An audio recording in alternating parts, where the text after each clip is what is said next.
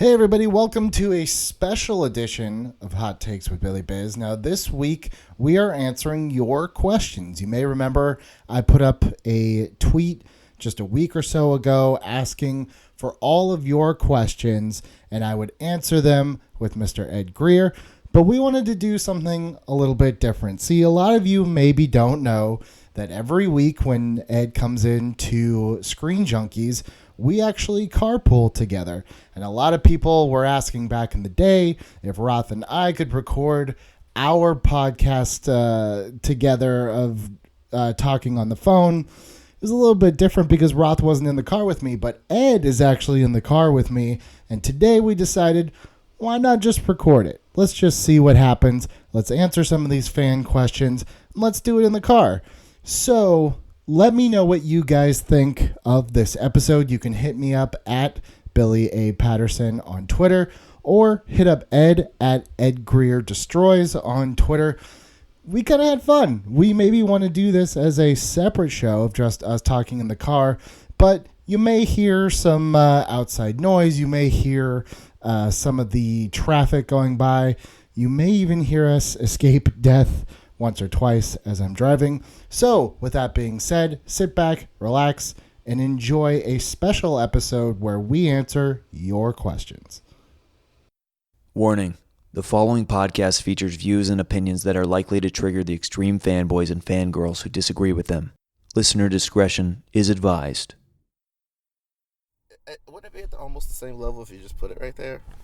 I don't know. I guess we'll find out. So it won't just because it'll be equidistant between us, and I think we're not peaking, right? No, I mean, Even I can if always change that later. Yeah. All right. Cool. And then that way I can kind of monitor it if it flies off and gets. Oh, that stays in. If I have to slam on my brakes, that stays in. And I guess some of this audio could be pretty good for like some sort of interstitial, like this was us setting up or something. I don't know, but okay, I'm ready. All right, just start reading because I mean, at this point we're just gonna start. Yeah, that's totally true. We make. All right, so Josh, don't do it like you're. I'm doing it. I'm doing announcing someone to come down for The Price is Right. I'm doing it. All right, go ahead. Josh Wilkins asks, "What's your favorite?" What? Damn it! I'm not gonna curse either. Okay, I'm gonna try not to curse because I don't like it when I hear myself and I'm just rolling great guns and I'm doing my thing and it's like, and then a beepity beep, boop boop pop. And like the Batman episode. It was a little beepity beep on my part. That was my fault. Which then you missed which was hilarious. All this beepity beeps. You beeped out ass. You beeped out all type of and then a just rolls down Main Street. I was at it for over 2 hours. You gotta give me a margin of error. Margin of error. It took so long. By the end, I was just like, I can't do this anymore. I can't listen to this conversation any longer. All right, what does Josh say? Okay, Josh Wilkins says, "What's your favorite movie that people tend to write off, regardless of whether or not they do that negatively per se? Just a movie that you love that people don't tend to give that much thought to." I mean, I feel like, at least for me, I don't know about you, but it's just like, I feel like if all the movies that I love that no one talks about are usually movies that I exclusively love.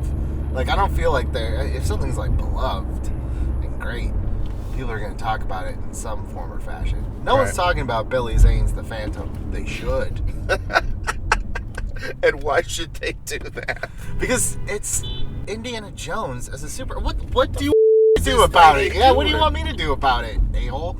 Because it's like Indiana Jones as a superhero, and people are like, purple. It's like, all right, first of all, I get it. It's a 1920s comic strip. Mm-hmm. Like you had to make it purple. It'd stand out somehow. And well, purple's just that perfect jungle camouflage has been I get it. Made I've heard all the jokes about how much jungle crime could there be. I get it. But that movie... Well, the answer is a hell of a lot. I mean, that's a really dumb answer. I mean, especially because he's chilling out by ports and stuff. That's how he could get in another Yeah, pirate thing. Which he does in the comic a lot. And in the movie, it's like literal pirates. Yeah. It's not like, it's like Johnny Depp Pirates of the Caribbean pirates. Yeah. Which is great. Why do people not love that movie? It knows it's campy. It's not trying to be Tim Burton's Batman. But dude, I just can't wait for that 2028 Phantom gritty reboot where he's got little purple sleeves coming out from under his regular colored jacket, and they barely even, his mask is just a bunch of smears in his face because then the mask is stupid, you know what I mean? But they go all the way away from it, and then he's fighting like real black Somali pirates from Africa, and they're trying to make it gritty and real, and it's like Captain Smith or whatever the with Tom Hanks. Wow, you made it 3 blocks with this. I'm going to try to not swear. You didn't even get on the freeway yet. Dude, the freeway makes me curse. You're not even driving. They did. They kind of did. Did you see? Well, I mean, I know no one saw it, but I think it was like 2009 or 10. They did a Phantom TV movie on Sci-Fi when Sci-Fi was doing they did like a Wizard of Oz one, and they did a Alice in Wonderland one that were some of them were kind of good, but they did a Phantom one, and it was like the Phantom. I think it was like his great grandson in the he was like a skater. It was dumb. What? Yeah. He was a skater? He was like the X Games type parkour and stuff, and he had this really whack suit. I implore you to. It looked kind of like Arrow. Oh, see, damn, dude. Yeah, it's a real skill to predict the past. But anyways, that's a long way of saying I think people miss how fun that Phantom movie is with Billy Zane. If you go into it as like a pulpy camp, like Indiana Jones meets, I don't know. But you know what? But I think you've been building up a resistance to camp, like Black Pirate Roberts or whatever. The Dread Pirate Roberts built up a resistance to iocane powder. You know what I mean? Like you seem to love camp. Look, some of your top movies that we've talked about ever are straight super camp fests, and I think that may be why some of these people that don't like the Phantom, they can't really get on it because it's basic wavelength is camp. What, like Batman Forever or Batman Forever? A large degree of Justice League, which we talked about laudatorily. That's true. You know what I mean? I think, and sometimes it goes undiagnosed. I have a high penchant for jerk characters that are like oh you gotta love them because they're so excellent, but they're a jerk. I'm like, dude, that's kind of indicative of a personality. You know what I mean? Like you can't like that many likable jerks without realizing that you're probably a likable jerk. I mean, that's what got me through 8 seasons of House. Yeah. I will say though that I think with the camp thing though, it's because whatever you want to say, the notion of a superhero is really stupid. It's stupid on its face. If you were going to fight crime, okay, but if you really were going to do it, you wouldn't dress up like a bat, or you wouldn't dress up in freaking red and blue like Spider-Man with spider webs. It's all absurd. It's all absurd. You would go in looking more like in riot gear, if anything. So there has to be a level, I don't know if it's just because of the MCU or because we, superheroes are such in the pop culture right now, but it's you have to take a little bit of a step back, and it's yes, we can have serious adult stories within them, but at the end of the day, they're all kind of silly. There's inherent camp there, whether we want to admit it or not. No? Oh, no, there definitely is inherent camp. And it's just it's there's an inherent amount of steroids in professional sports. Right. But when the Bash Brothers come out with forearms looking like Popeye and no necks and their heads are getting bigger, you're just that's a lot of steroids. and it freaks you out, and it dampens a little bit of the enjoyment. I'm not accusing, by the way, The Rock of steroids, but look at the picture of The Rock from 2000, and then look at a picture of The Rock today. That's all I'm gonna say.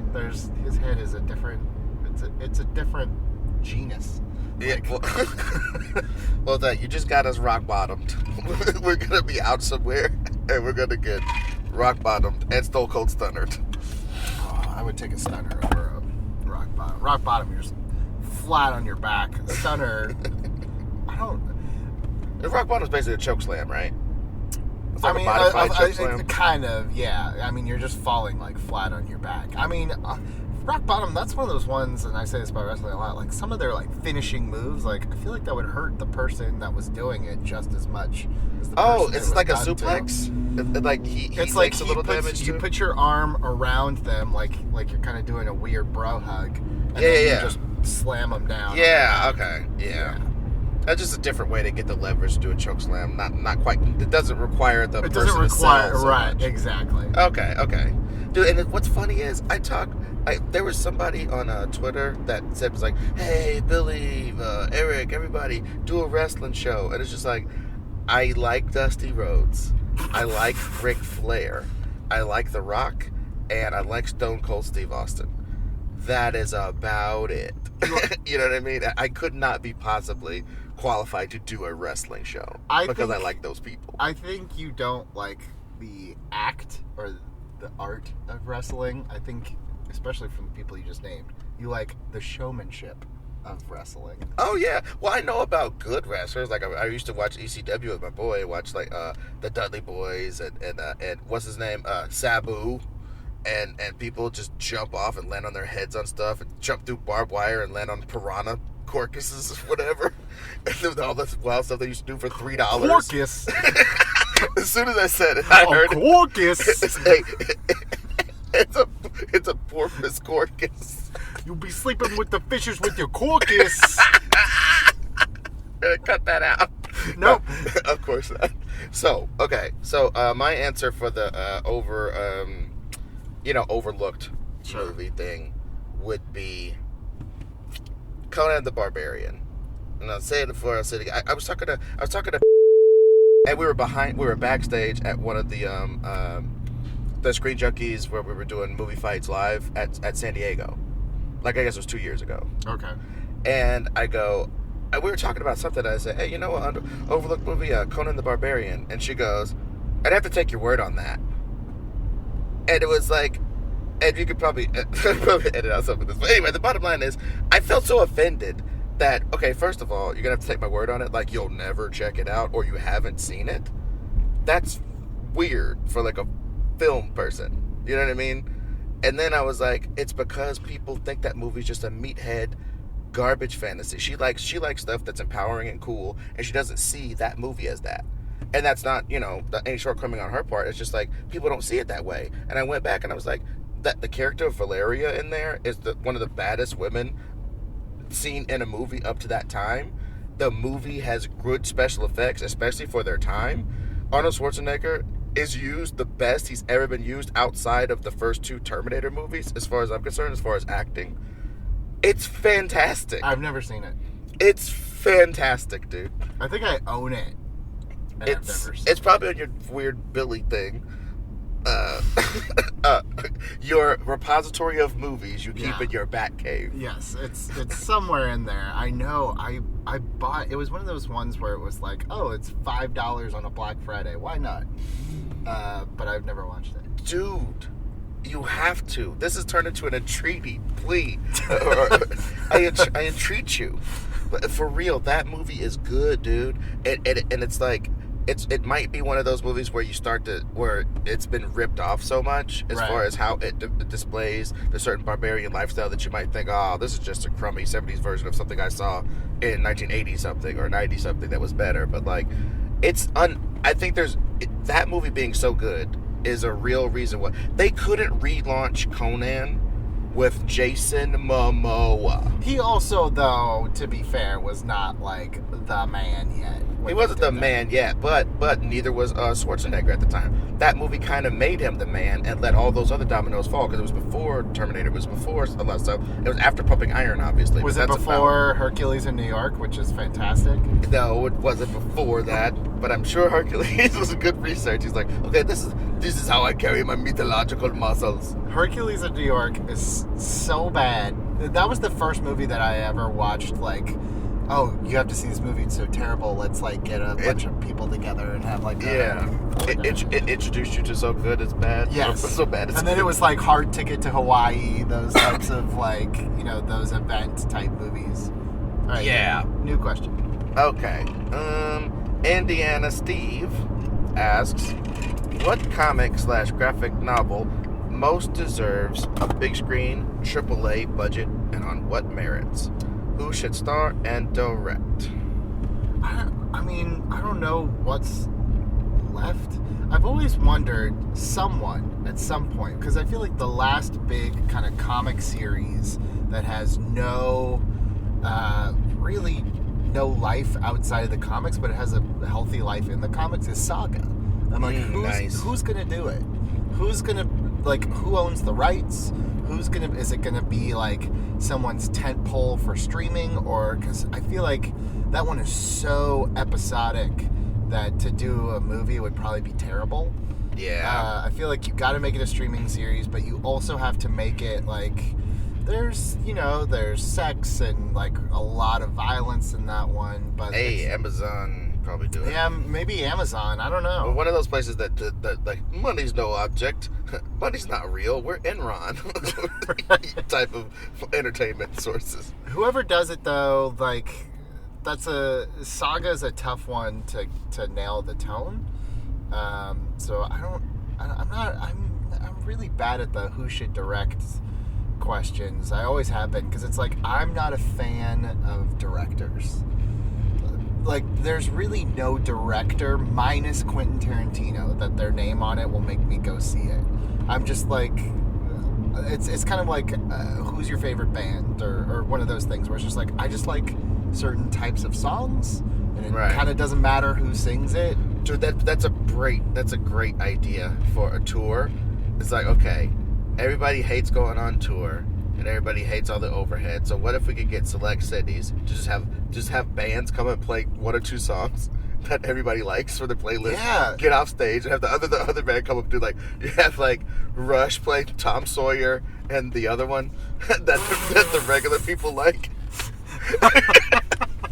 I'm not sorry, because Hello, everybody. This is the other one.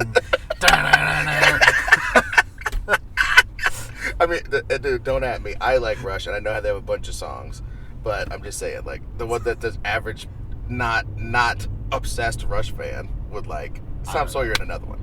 So anyway, that was an unsatisfactory answer. Indiana Steve's gonna get in our ass. I said Saga. It needs to go to streaming. I think. Well, let's think of a director. It's got to be somebody visionary, like the dude that directed The Cell. Some weirdo. Dude, I'd never seen it. Tarsim, I think that's his name. My wife likes The Cell, and she put it on the other day. Or by the other day, I mean probably like 9 months ago now. And I was like, what the hell is this movie? This is like, it's very of its time, and it's very feels, video director. I was gonna say, it feels like a really long, like, Tool music video. Like an R-rated System of a Down Korn video. Yeah. Well, yeah, it's very much of its time. But as far as what I want to have made into like a big giant thing, I'd say this. I want Planetary. Planetary, I think, could not only be done in a movie, I think it would actually be a good usage of all that story that's in Planetary, because obviously Planetary is Planetary is a graphic novel. It was a series, and it was done by Warren Ellis and John Cassaday at Wildstorm Comics, which basically got bought by DC later, which is why some of the characters from the Wildstorm universe are in the DC universe now. and they suck. they suck because they're usually analogs. Because Warren Ellis is very much like almost like Grant Morrison. Okay. He's very into the history of superheroes and kind of like from that foreigners outside of like I'm into the history of it and the god building and all that jazz. Yeah. But it is kind of stupid. You know what I mean? So from that perspective, he wrote this thing called Planetary that's basically, long story boring, it's about the people who know about the secret history of superheroes. So it's not about like they're a bunch of bastards and then you find out they're bastards or anything like that. In that world, they kind of posit that if anybody truly had superpowers, the last thing they do is put on a cape and fly around, like you were saying. They would just rule the world. Yeah. They would just start doing cabal stuff, elect presidents, overthrow governments. They would do stuff like that. It'd probably be more like the Brightburn, where Yeah, something like that, yeah. Or and the ones that are unstable, would burn out, and the ones that were stable would take that guy out to keep the equilibrium and to keep the society moving in that perspective. So this guy named Elijah Snow, this chick Chiquita Wagner, and this character called the Drummer, they are part of an agency that basically is investigating anomalous, basically that XFiles, in a world where superpowers exist, what would the XFiles be like? Boom, that's a great pitch. I should have said that first. In a world where superheroes exist, what would the XFiles be like? These guys are the ones doing the X-Files. And over the course of the story, you realize that one of the main characters is the X-File they've been chasing forever. You know what I mean? Okay. It's just got a nice payoff for a movie. You know what I mean? And a nice equilibrium at the end of the story for a movie. It's one of the few graphic novel series I can see just nitpicking a few little, not nitpicking, cherry picking a few things out of and slapping a story together that would satisfy me and other fans and have a nice satisfying ending. One of the few of these that I think would do that. So that's actually your whole pitch.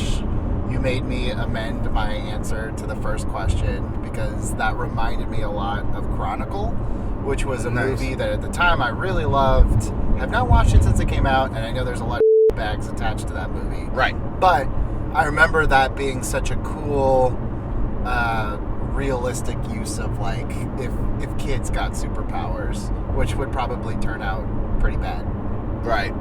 So you think that maybe in the future somebody was going to do like a giant budget version of that movie? I don't know if that movie or if that story, yeah, that archetype of a story needs any more than it got in that Chronicle movie. I would like to see what the next generation of that would be, though. I mean, I was kind of hyped for a Chronicle sequel. It never happened.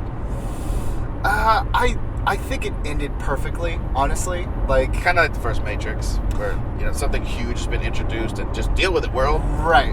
I mean, there was a period of time, and I'm going to talk about this when I talk about Superman Returns coming up in an episode. But there was a period of time because you and I have talked about like these superhero movies have gone in waves, and in 2000, I'd say really like 2005, 2006. We kind of started with like let's reintroduce all these heroes for a new generation. Let's start over. So that's where you got your Batman Begins. It's where you got your Iron Man's, the start of the MCUs.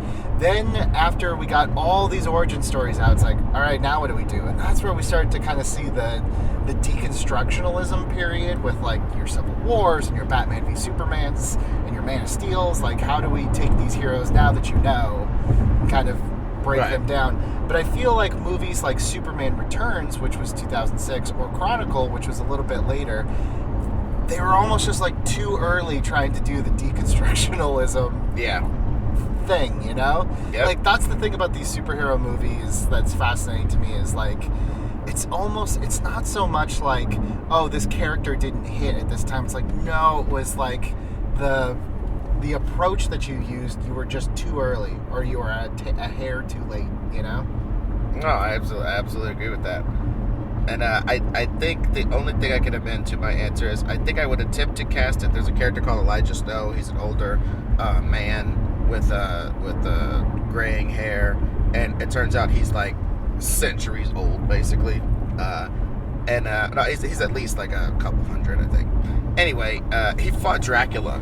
There's a scene, he's got frost powers. There's a scene where Dracula rolls up on him trying to suck his blood, and he freezes Dracula's crotch and kicks his wiener apart. It's so awesome. It's like, nah, dude. Now, normally I don't really like when they throw in like Dracula or werewolves or stuff, but if you're gonna freeze a wiener, It's so hardcore, dude. So like, I'm trying to think of a guy who could do that. A few years ago, I would have picked Terence Stamp for this role, no question. Like not a few years ago, meaning the 90s, Right? Because obviously he's a bit frail at this point. But like a Terence Stamp type, that's the type of that sort of. I'm old, but if you ever step to me, I will totally break you off. You know what I mean? That kind of old man. Probably it'd be more like, and realistically, they probably cast it as somebody Josh Brolin's age and try to make him seem ageless or in his 50s or something. Maybe Richard Gere from a few years ago could have played it because he's a silver fox. I feel like in 10 years, maybe even less, you could get Hugh Jackman. Oh, nice. Yeah, that's kind of slick, dude, because he has an indeterminate foreign accent. Because I forget now. I'm sorry, people who really know Planetary. I really love it, but I'm forgetting now where exactly he was born. I think he might have been born in America, but he traveled the world so much that he probably sounds like everything. And he's lived so long and lived so many different places. Why is there no traffic today? I know, dude. We expected a lot longer time to record. That's okay. Well, I'm gonna take a different exit than I usually do. All right, cool. So now, so as far, I want him to star in it. And as far as directing a Planetary movie, I really think that there's a lot of young filmmakers out there. I would think could do it. But if they pick some old tried and true dude, I would love to see him work in this genre, and that would be David. Yeah. Is that your text message? That's my text message theme. It's Older Gods by Wu-Tang Clan. Anybody can look it up. Did you see that Wu-Tang documentary on, was it Showtime? Oh, dude, we got to do some Patreon content of me cursing to talk about that movie. Or that documentary. That thing is great. Yeah. I've highly recommended any white boy that was in college in the 90s. This is for you. I was gonna say, I was like, yeah, high school. I remember it was like, oh man, I'm into Ghostface Killah. They're like, sit down. Yeah. Please sit down. You were into Ghostface Killah in your own way, and that's awesome. All right, next question. So, next question. I didn't say my answer. David Fincher. I would love to see David Fincher do a world where, yes, there's superpowers and stuff, but nobody's flying around. Nobody's doing any of that stuff. Everybody's doing what you would do if you had superpowers, like smashing stuff, doing evil stuff behind, doing little, like, you know how he uses CGI where you can't see the CGI? Yes. Things like that to simulate the powers and the different things that are going on. Like, did I see that or did I not see that? Oh God, I'm dead. My head got ripped apart by some super being. And you don't get to see this money shot comic book punch. You get to see the direct aftermath of horrific power. I would love to see him render something like that. So boom. Okay, Laura Phenomenon asks, how has your nerd identity evolved over the years? Like, did you feel outcast being a comic book nerd when you were younger, or did you try to pass as a normie to fit in? Did it work? Also, what do your normie friends and family think about your geeky interest and career now? Well, I'll answer this one first. I'm just joking. These guys really respect what I'm doing now, which is Who's nice. these guys? All these freaking losers, man. Everybody that used to look. Who are you talking about? Everybody that used to think My that, mom, my aunt. Dude, my mom, I'll tell you what, I will be in the ground with worms crawling through me before I impress my mom. Okay. My mom is unimpressible. Talk about an Easter Island face, straight up. I was on TV. My mom gave me a text. Yeah, it's pretty funny. I showed my friends. Click. You know what I mean? Like, I don't know how she clicked the text. She's got an old school flip phone. Just writes in parentheses. Click. It prints the text in cursive. But anyway, so yeah, what I'm saying is, I think for the most part, I know a major famous comedian, and he goes, it's great that I see you getting into that nerd niche. And I was like, dude, the nerd niche is the world right now. You know what I mean? So it's like, you're basically congratulating me on being mainstream way before anybody else is mainstream. So give me like a hipster compliment that I can't help but take. You know what I mean? Yeah, what are you gonna do? You know, so it's like, it's one of those things. Like, I think that's what's funny about it right now is some of these things that we've been into forever are now finally popular to everybody. And it feels kind of like, it makes you feel like you're in some kind of disco era, because you're just like, oh yeah, I was dancing to up-tempo music with stringed instruments and a bunch of dance beats in 1963. And then in 1980, everybody's dancing to that stuff, and then everybody hates it all of a sudden. And I almost feel like that's coming, and that's that kind of nerd sky is falling thing. Disco was a thing? Your timeline is very I'm just saying, askew. Whatever, like 1978, probably. That was probably its like apex. Yeah, okay, fine. So from 76 to the summer of 78 when they burned 1963, yeah. The Beatles come to America, no, I'm just saying, and you're in your basement listening to disco. I guarantee you. Oh, shoot. I mean, there's electronic music. Sorry. There's electronic music. There's Billy's merging. Electronic music exists from the 50s, is what I'm saying. From the 50s, there is electronic music. But electronic music did not take the national heart and mind by storm until at least the 80s. 30 years of people liking electronic music, making electronic music, and it gets big 30 years later, is what I'm saying. Thank you, Moby. Yeah, I guess so. I'm just joking. But that Thank you, Moby, for nothing. Well, you made Pat May feel real safe. And the people who get that are going to get it. So, you know what I mean? So all I'm saying is, I liked comics in the 80s. And as Kevin Smith has said, over and underweight losers tended to like comics at all in the 80s. And then we look, 30 years later, all of a sudden, everybody's on the tip talking about, I was down since day one. I love Captain America. Do you know how much work was done on Captain America to make it not just some goofy dummy that threw a frisbee at people? There was a lot of work done by a lot of great artists and writers that made it not that. I honestly didn't even care about Captain America until Ed Brubaker came in and was like, let's try this another way. I don't think I liked Captain America until Winter Soldier. So yeah, we both Philistines. Look, I went through 7th grade with my email being spock86@StarTrekMail.com. I was doing myself zero favors being into this stuff. And it appears as though the anti-sex force field is fully operational. It's like 180%.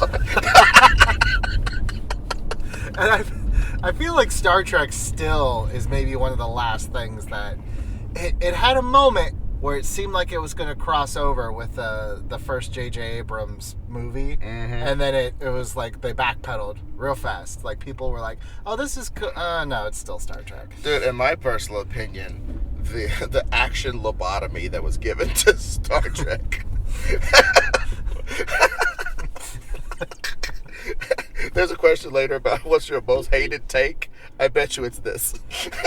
Well, yeah, don't like the 2009 one? I like the Wrath of Khan for the dumbest dummy reason ever, which is everybody keep talking about how strong Spock is and how ill Spock is, and Spock ever really lets loose, he'll rip your arms off and jam up your butt and all this kind of stuff. And I never saw any evidence of it besides his goofy pinches and karate chops and stuff.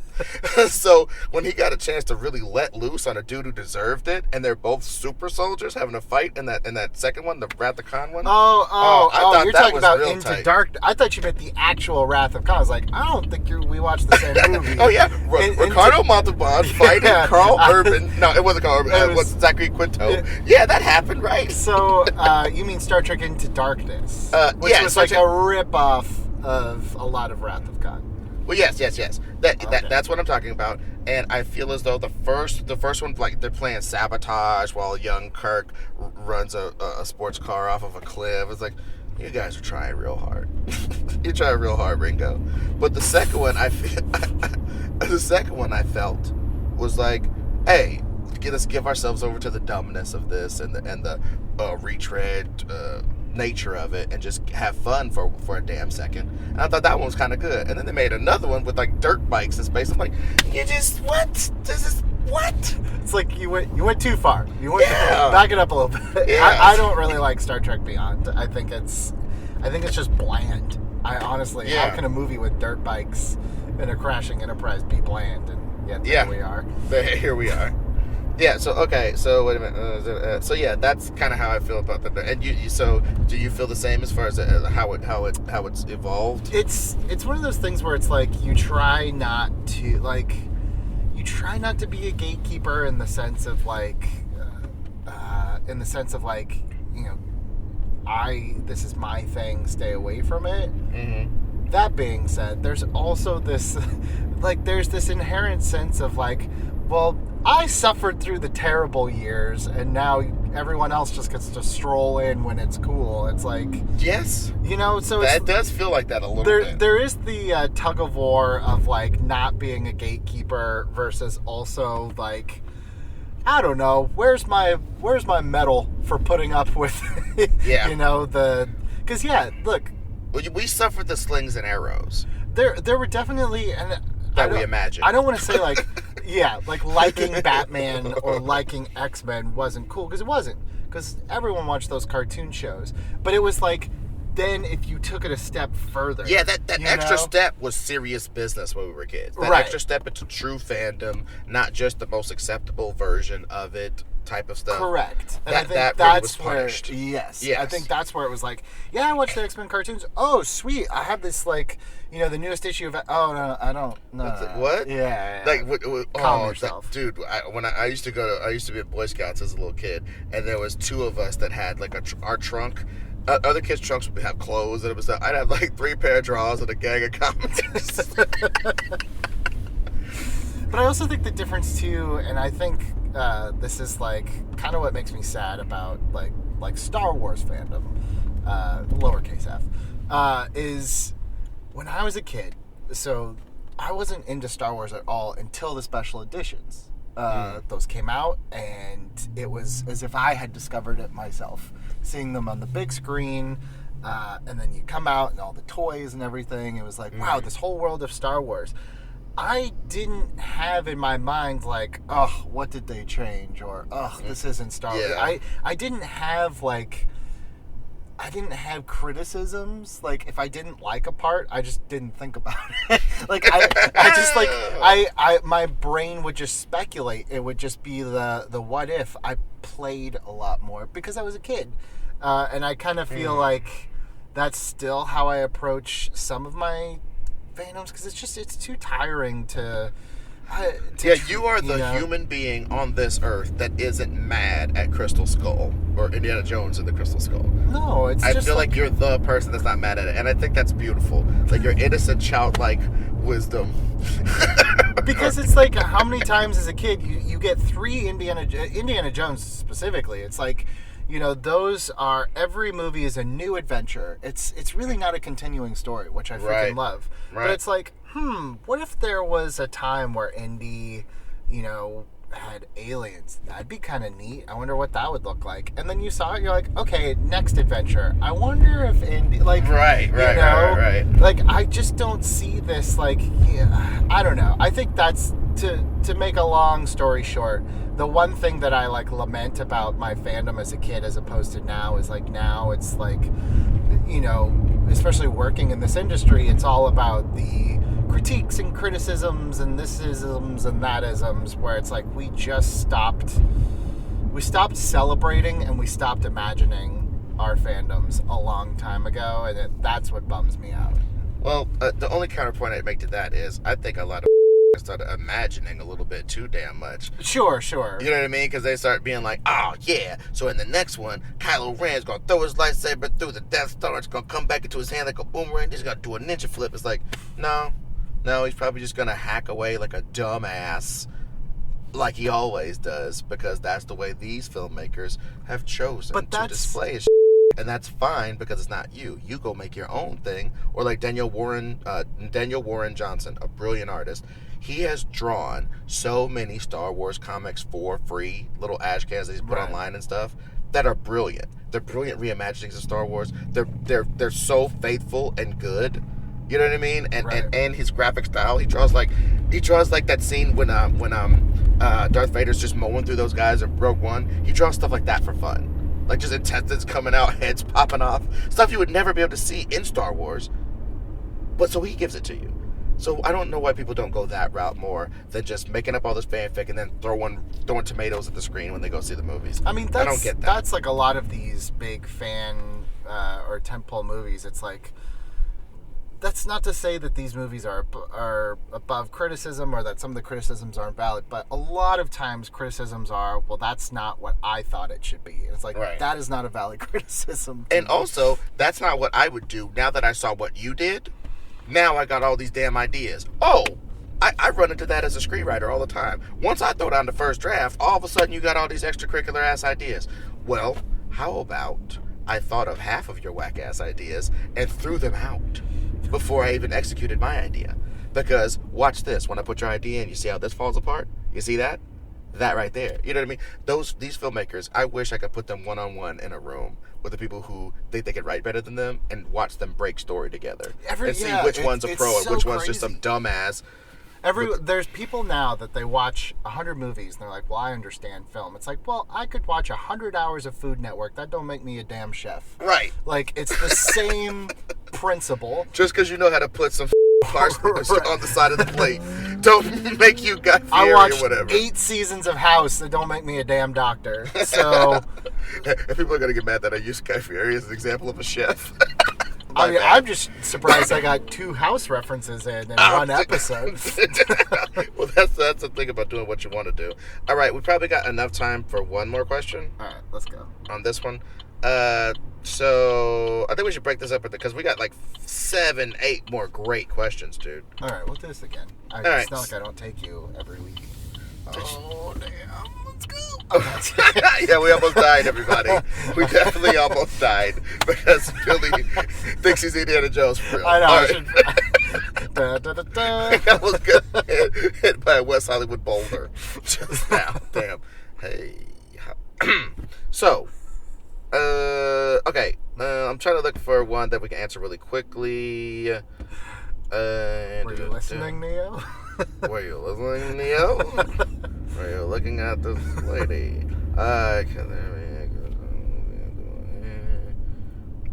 Okay. Does... Sorry. I'm just trying to look for one that we can do quickly, dude. It's fine. It's fine. No one knows geographically where we are. We sat in the parked car for 2 minutes. Okay. No one's going to be like, how inauthentic. They stopped traffic. Okay, maybe we can talk about this one. What's your favorite movie within a movie? That's Logan's question. Yeah. He wants to troll us.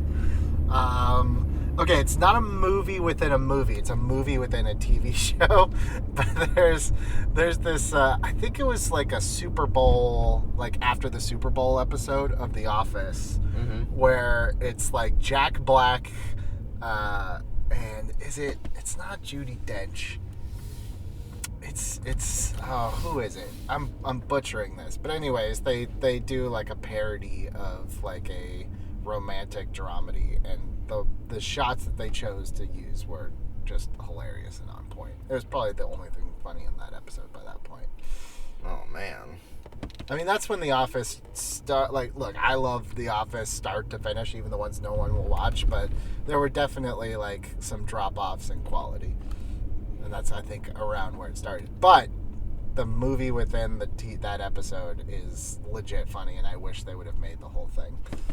Well, my favorite TV show within a TV show, which is how I'm going to interpret this question now because you've redefined it, is Night Boat from The Simpsons. I just think it's the funniest damn thing I've ever heard of in my life. I've never seen an episode of The Simpsons. Oh, what? We got to edit that part out because you're going to get flamed. People know by now. Roxy Stryer outed me like 3 years ago on TV Fights.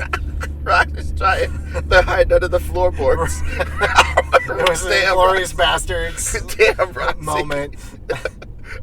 Some guy comes in, loads up a pipe really laboriously. So I see someone does not have FXX. Which to now watch. It's going to be on Disney Plus, so who knows? Maybe I'll finally... The thing is, though, it's like, it's too late now. There's 20 some odd years. And I don't want to... People are like, oh, just start in the middle. I'm like, no. if I was gonna do it, I would want to start from the beginning, like everyone else did. At this point, though, it's like if somebody was a fan of human beings, and they just went back to like the Precambrian era, started watching single cell things divide and stuff. That's too much, dude. If you go back too far, they look weird, they sound different, they didn't have the voice. That's like Family Guy. Have you seen like like a early 1999 episode of Family Guy? Now you're like, what is this, dude? And Family Guy did a funny version of the old Simpsons too. They did a funny gag about how the Simpsons were all weird looking before, different animating proceeds and whatnot. Anyway, Night Boat is the Simpsons version of Knight Rider, and it's about a superboat. So obviously every time there's a crime near an inlet or a slip or a bay or something like that, that's when Night Boat comes in. And it's just so funny them doing the machinations for all this boat related crime that was gonna happen. And it was just like, it was one of those kind of I can't even talk to you, dude. Troy McClure is this person who came on over and over again to do things like he did these bits that were like he was like the voice of when you watch a movie against sex or driving fast or whatever in high school. Yeah. He's that voice that comes on like, death on the road type of guy. And anyway, this is terrible. I just love that you act like you're the first person who's disappointed in me not understanding their Simpsons references. You know what? I'm sad that I'm such a cliche. I am saddened by that, for real.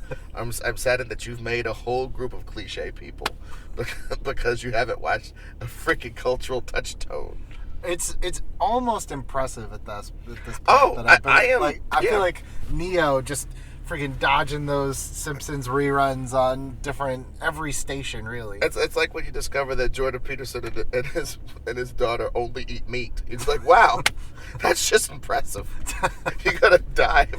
That's so impressive.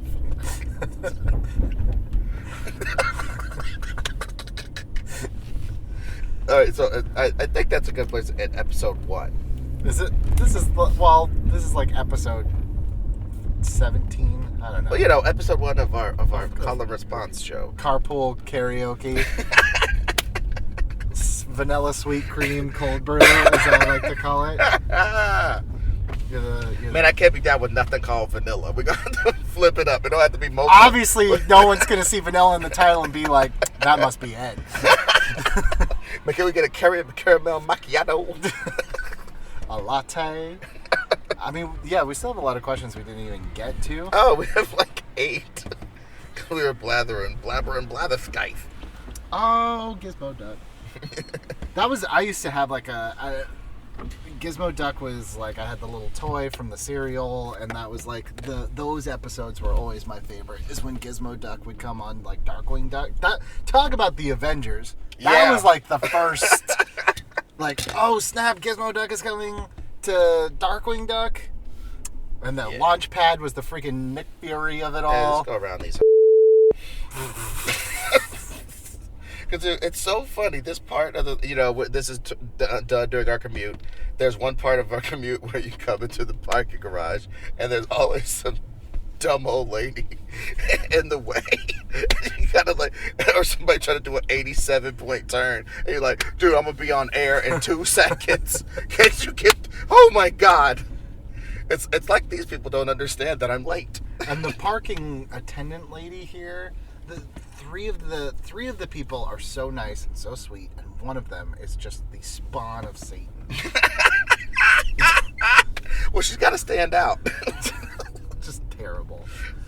But yeah, well, this has been the experience, and I know you're going to do some wrap up, but I like to try to do wrap ups, and I think this has been the experience. Even when I just drop you off at home, you just well.